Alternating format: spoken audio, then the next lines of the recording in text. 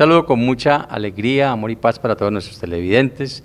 Le damos gracias a Dios por la vida, por la salud. Recordemos que la salud es ese mayor tesoro que podemos tener los seres humanos, por eso hay que agradecer, hay que valorar la salud. Queremos agradecerle a Dios también por darnos la oportunidad de estar en este programa. Quiero ser un Pival, que tiene como objetivo el fortalecimiento de principios y valores, llevar a San Vicente de Chucurí a ser ese primer municipio Pival de Colombia. Aquí estamos hoy con mi esposa y también tenemos un invitado. Hola mi amor y hola a todas las familias chucureñas que nos siguen en este programa de Quiero ser un Pival. Un programa lleno de mucho amor para que todos nos fortalezcamos en principios y valores. En este mes de mayo estamos con un tema muy lindo, muy importante, en el que todos nos debemos fortalecer, y es el valor de la resiliencia. Bueno, recordemos nuestra frase institucional: antes de mirar hacia afuera, debo mirar hacia adentro y reflexionar. ¿Quién soy yo para juzgarte? Esta frase nos ayuda a nosotros a entender que el compromiso es con nosotros mismos, a mirarnos a nosotros, a fortalecernos nosotros, y si miramos a los demás, que solamente sea para servirles. Ya tú lo decías, estamos hablando este mes del valor de la resiliencia. ¿Qué es resiliencia? Es generar nuevos desarrollos a partir de un trauma económico, un trauma físico, un trauma emocional, moral, muchas situaciones que se nos presentan, y es generar nuevos desarrollos, es decir, buscar maneras para superar esos desarrollos, por difícil, por terrible que sean los traumas que se nos presenten, las situaciones que se nos presenten, es buscar la manera de seguir adelante. Para eso tenemos hoy un invitado muy especial, y es a Isidoro Caballero, una persona ejemplo aquí en San Vicente de Chucurí, quien nos muestra de manera real el valor de la resiliencia. Le damos la bienvenida. Isidoro, bienvenido. Gracias, José Antonio. Gracias también a su querida esposa por estar acá acompañándonos en este día. De verdad, muy importante, porque este mes es un mes de familia, es un mes de integración, es un mes de amor. Y qué bueno poder estar acá prácticamente en familia, José Antonio. Bueno, Isidoro, muchas gracias por aceptar la invitación. Usted tiene presente la resiliencia. La resiliencia, pues lo decimos, es buscar maneras para superar los diferentes problemas, situaciones que se nos presentan. Vamos a hablar hoy de 3 situaciones especiales que usted ha tenido que superar en la vida, y la primera situación pues es la situación de salud, la situación de discapacidad que tuvo que enfrentar a una muy corta edad de su vida, y que esa situación de discapacidad no lo frenó, no le generó obstáculos para que usted, o no fue impedimento para que usted siguiera creciendo, siguiera saliendo adelante. La segunda situación es la limitación que tuvo usted debido también a su discapacidad de formación, de preparación, y que también pues tuvo que buscar maneras, formas para poderlo lograr. Y la tercera situación es que es el trauma o situación económica que se presenta en nuestro país, al cual hay que enfrentar y buscar diferentes maneras para salir adelante. Entonces, vamos a hablar un poquito primero del tema de cómo fue esa experiencia cuando usted se enfrenta a esa situación de discapacidad.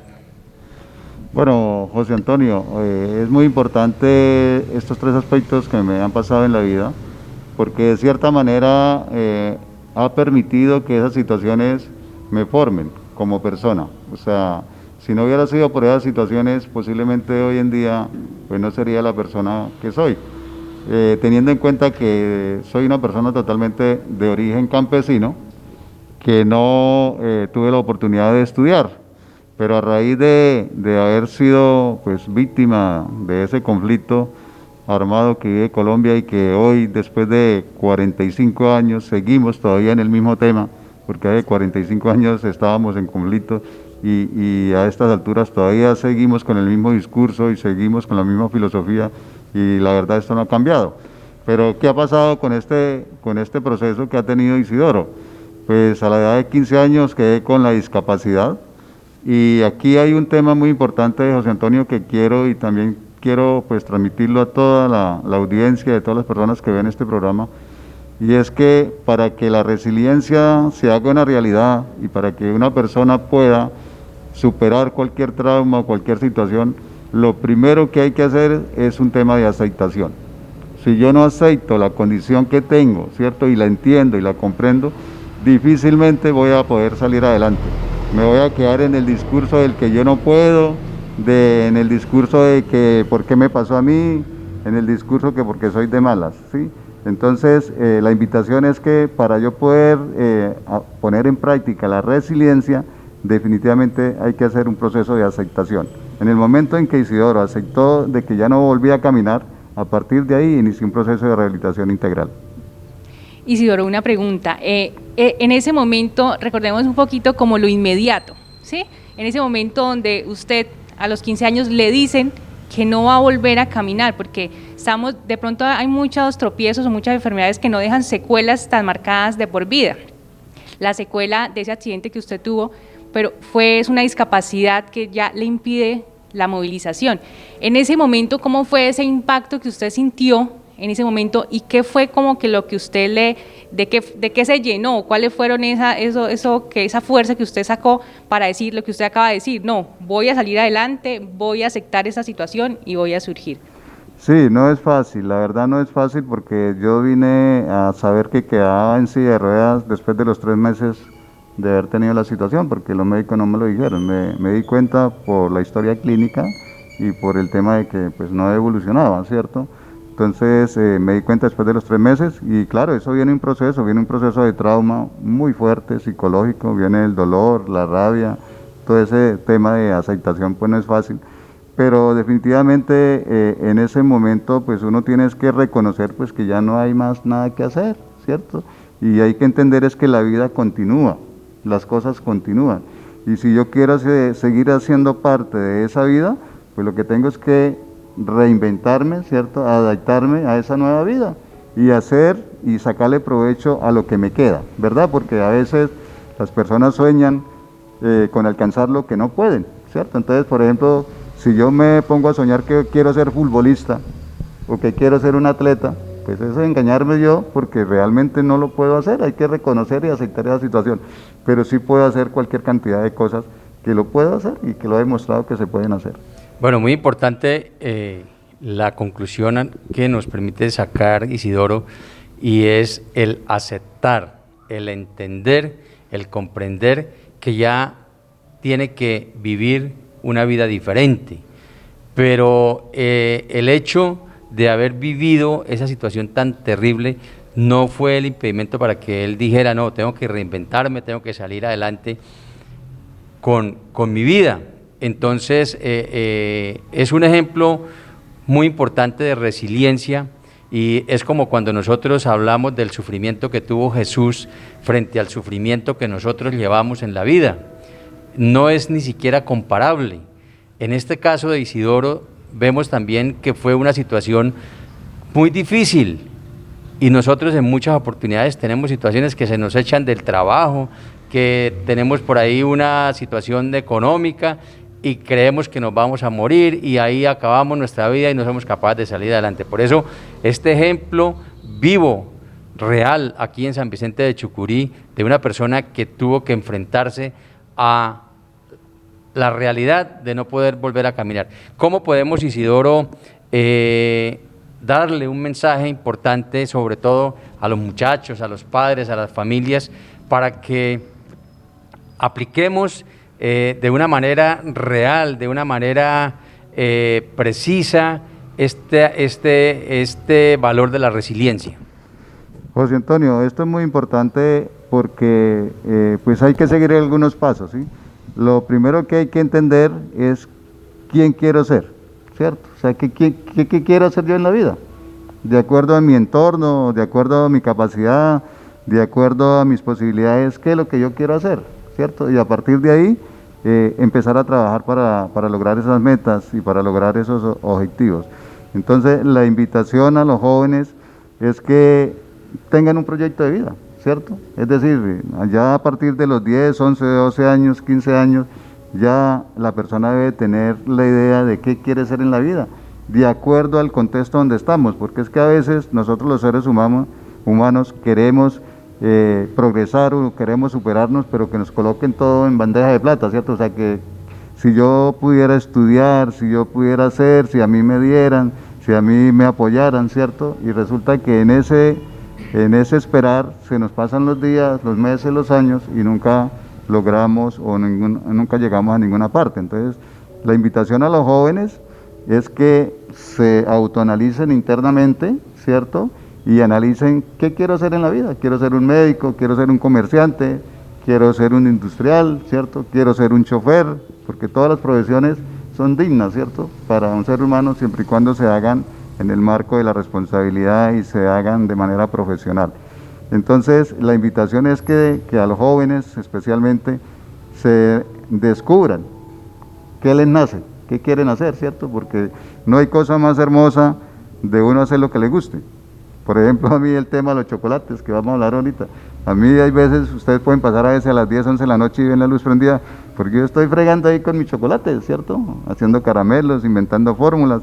¿Por qué? Porque a mí me nace y me gusta hacer eso, ¿cierto? Entonces, les comparto esas experiencias porque, repito, uno tiene que enamorarse de lo que hace en la vida.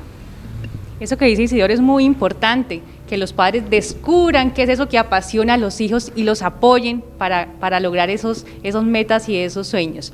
Hay algo también muy importante en el tema de la resiliencia y es sanar el corazón. De pronto cuando se es víctima de una situación violenta, que es muy frecuente en nuestro país, muchas personas quedan como sumergidas como en ese dolor, en esa rabia, el no perdonar a esas personas que le hicieron daño, y eso puede ser un obstáculo para no salir adelante. ¿Usted qué recomienda frente a ese perdón que se debe dar? Claro, hay que perdonar y hay que estudiar las situaciones, ¿cierto? O sea, yo no me puedo quedar solamente en el mensaje de lo que me digan. Yo tengo que informarme, tengo que leer, de cierta manera estudiar y a partir de ahí emitir mi propio concepto. O sea, qué pienso yo, cuál es mi comportamiento frente a esas situaciones conmigo mismo, el comportamiento con mi familia, el comportamiento con la sociedad, ¿cierto? El comportamiento con un Estado, porque a partir de ahí es donde empezamos a ayudar a construir el desarrollo de un territorio, ¿cierto? Porque cuando no hacemos ese autoanálisis, pues difícilmente vamos a estar inmersos en lo que nos digan los demás, ¿cierto? Y no nos damos la tarea a investigar a fondo realmente qué es lo que pasa en un territorio o en un país. Isidoro, cuando ocurre una situación de estas, nosotros en alguna oportunidad vimos a un uruguayo de apellido Viera, que era arquero, creo que del América, que también fue víctima de un atraco y quedó en silla de ruedas y bueno, con mucha recuperación ha venido saliendo adelante, logrando dar pasos, caminar. Nos mostraba que fue y buscó al victimario, fue a la cárcel, lo saludó, visitó a su familia y encontró que era una familia disfuncional, una familia con muchos problemas. Conclusión, lo que quiso hacer él fue perdonarlos, decirle, les entrego mi perdón, no tengo ningún rencor con ustedes, porque ustedes se equivocan, porque son seres humanos, igual que yo me puedo equivocar, todos nos podemos equivocar. Es una enseñanza espectacular, muy buena, y cuando se habla del perdón, se habla de sanación, se habla de liberación, porque la persona que no perdona es como si llevara una cantidad de bultos encima en su cabeza que no lo deja caminar, no lo deja fluir en su vida. Usted logró vivir esa experiencia del perdón, de sanar con las personas que de pronto, consciente o inconscientemente, hicieron que se le generara ese accidente. Claro, José Antonio, o sea, realmente esa es mi filosofía, o sea, yo quisiera no tener problemas con nadie, la verdad, no quisiera, o sea, yo la persona o las personas que hicieron que me dejaron en esta condición, lo único que hago es pedir pues que Dios los perdone, ¿cierto? Porque eso, como usted lo acaba de decir, son seres humanos que pues cometieron errores como cualquier persona los puede cometer. Lo importante acá realmente es el perdón, porque ¿qué es lo que sucede cuando no se perdona? Viene el resentimiento, viene la venganza, viene el desquite. Siempre cuando no hay perdón, estamos deseándole el mal al otro, ¿cierto? Y cuando eso sucede, pues eso se revierte, porque usted sabe que nosotros estamos regidos por leyes y esas leyes, las aceptemos o no las aceptemos, siempre nos están gobernando. Entonces, ¿qué pasa? Cuando yo doy, recibo de lo que doy, mejor dicho. O sea, yo recibo de lo que doy. Entonces, si yo doy groserías, si yo doy, es decir, guerras, si yo, es que la misma Biblia lo dice, el que hierro mata y muere. La vida es un boomerang, lo hemos dicho en muchas oportunidades, todo lo que sale regresa. Vamos a ir a unos mensajes importantes y ya continuamos para hablar del tema de la formación y del tema del emprendimiento como ejemplo de la resiliencia. Ya regresamos. Acudir a la cita de vacunación contra el COVID-19 es importante, por ello debemos conocer el paso a paso de cómo se dará la aplicación de la vacuna. Una vez llegue a la IPS pasará al área de registro y verificación de sus datos y luego a la sala de espera previo a la vacunación. El siguiente paso es el consentimiento informado. Expresará su voluntad de vacunarse y firmará un documento en el que dejará constancia que desea o no recibir la vacuna. En ese momento podrá resolver sus dudas sobre el procedimiento o sobre el biológico y el personal de salud capacitado le responderá. En el caso de los ciudadanos que aún no cumplen la mayoría de edad, deben estar acompañados por un adulto responsable o tutor. Tras cumplir este paso, deberá pasar al consultorio de vacunación segura. En PayWeb cargarán su información y le entregarán su carnet de vacunación. Y lo que sigue es esperar en el sitio destinado para la observación. Recuerde que deberá estar durante 30 minutos bajo observación luego de recibir la vacuna. Tengamos en cuenta que la mayoría de vacunas adquiridas por Colombia son de 2 dosis, así que es importante tener claro el agendamiento de la segunda cita, donde se cumplirá con este mismo procedimiento.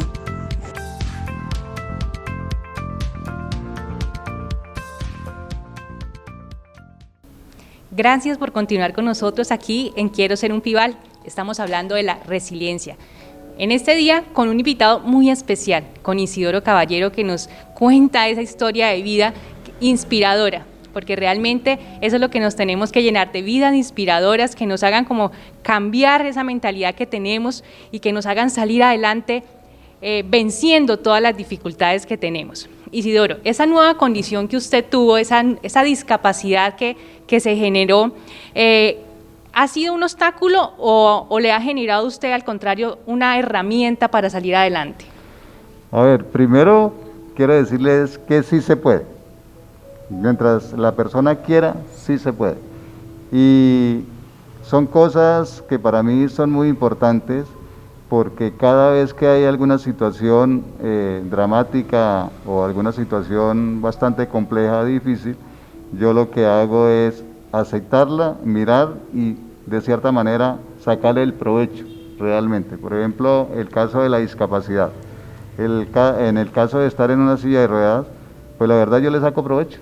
Posiblemente tengo muchas más oportunidades el hecho de estar en esta silla de ruedas porque me abre puertas por mi comportamiento, por mi forma que tengo de ser, por mi forma que tengo de ver la vida, ¿sí? Eso me ha abierto puertas no solamente a nivel de departamento, sino a nivel país.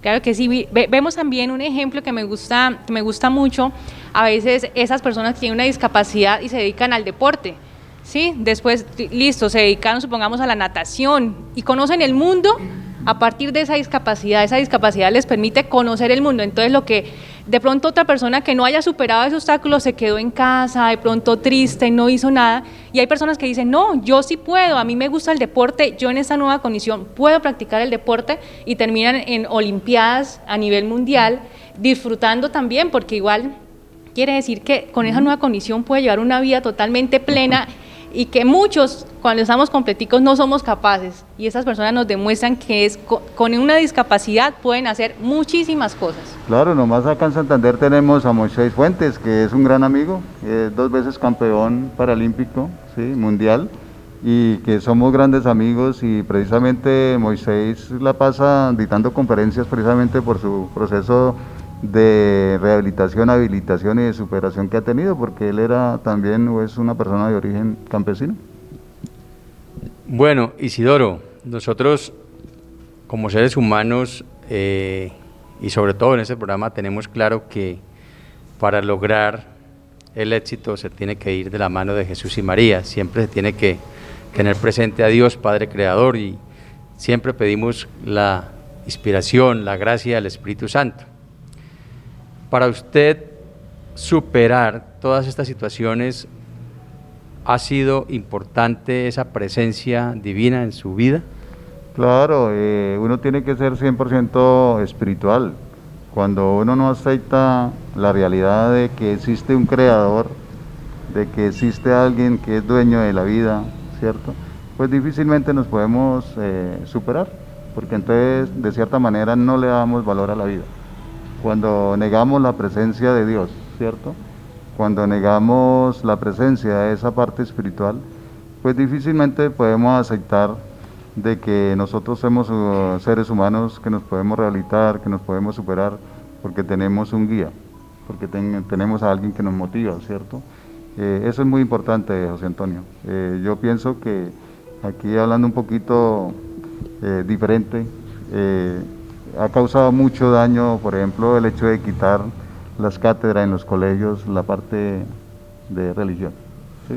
Eso lo que ha hecho es lo que vemos hoy en día, una sociedad descompuesta, una sociedad insensible, unos jóvenes sin rumbo, ¿sí? Hoy en día usted mira y vemos una cantidad de niñez, de adolescencia, que como que no le encuentran sentido a la vida, ¿cierto? Y es a raíz precisamente de eso, porque cuando uno, no digamos que le teme a Dios, sino cuando uno desconoce el amor de Dios, pues simplemente termina en eso, o sea, en no creer en nada, y entonces al no creer en nada, pues eso nos insensibiliza frente a otra persona y frente a cualquier otra situación. Entonces fijémonos que Isidoro nos reconoce esa gran intervención que Dios tiene en toda su vida. Y lo que decía Isidoro, definitivamente es reconocer que hay un Dios creador, un Dios que nos ama, y que de pronto cuando nuestras fuerzas flaquean es Dios el que nos fortalece y nos da eso que necesitamos para salir adelante. Entonces qué bueno que desde las familias cultivemos esa formación espiritual, que seamos familias unidas en la oración, que esa sea como la fortaleza.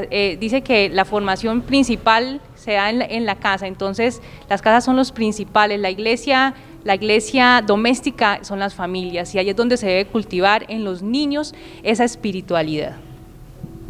Bueno, hay un tema que queremos que Isidoro nos cuente, y lo decíamos al comienzo, y es el tema de superar, a partir de su discapacidad, el superarse profesionalmente, el formarse profesionalmente para llegar hoy a ser un emprendedor ejemplo a nivel nacional, porque a Isidoro lo vemos en Corferias, a Isidoro lo vemos en la gobernación, a Isidoro lo vemos en Antioquia, representando esta tierra chucureña. Cuéntenos, Isidoro, porque también ahí es donde se vive y se aplica la resiliencia.